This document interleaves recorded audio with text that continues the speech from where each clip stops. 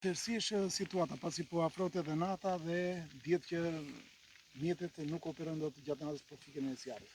Atëherë siç keni besoj një vend djeni, gjatë ditë të dieshme dhe të sotme vatra e zjarrit është zgjeruar pavarësisht ndërhyrjes dhe koordinimit të gjithë forcave në terren, mbështetjes nga KMC-ja dhe mbështetje me mjetet ajrore, helikopter dhe avion për shuarjen e flakëve dhe operimin e forcave në terren, koordinimin e zjarrfikësve të disa bashkive, Bashkisë Mallakasër, Beratit, Fierit, Patosit, Roskovecit, Alpetrolit, gjithë forcat në terren.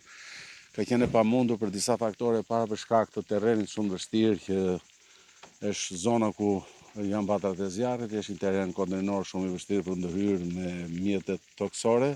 Gjithashtu era e fortë ka bërë pamundur pranimin ose izolimin e flakëve.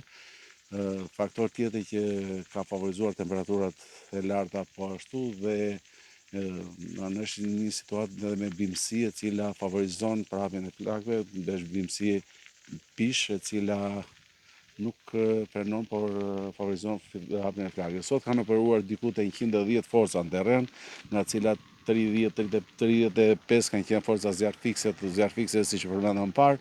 Kanë qenë rreth 45 forca të ndërmarrjeve të emergjencave civile ndërmarrje shërbime të Bashkisë Mallakasër, 45 efektiv të ushtrisë, cilët gjerasin të falenderoj dhe për ndihmën e koncentrueshme që ka dhënë, po pavarësisht këtyre, për shkak të erave, sidomos në periudhën tani mbasdite dhe afër darkës, kemi një prapje të zjarrit në masimin hyjor të Ngrashanit dhe pak në pjesën e Lofkëndrënies në krahun tjetër nga pozicioni që ndodhen.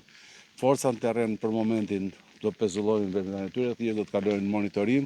Kemi pasur ndihmesën edhe policisë shtetit për të pasur gjithmonë gatishmëri në raste të nevojitësh evakuimi i banorëve në zona të caktuara siç ka qenë zona e Rripanit.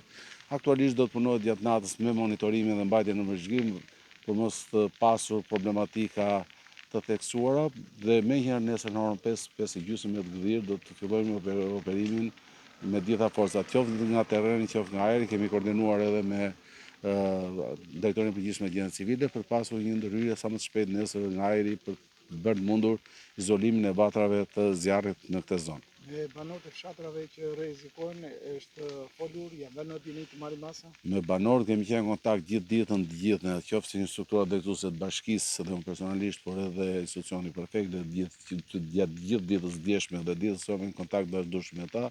Jo thjesht janë në dispozicion, por janë bërë të qarta, janë krijuar edhe mundësitë për të pasur nevojë, nëse do të kenë nevojë për sistemim të sistemeve të tjera. Aktualisht nuk paraqitet një nevojë e tillë, kemi gjetur mirëkuptim të plotë me banorët për çdo situatë. Nuk besoj që do të kemi problematika lidhur me banesat dhe me banorët. Shpresoj që mos të ketë dhe nuk besoj që do të ketë.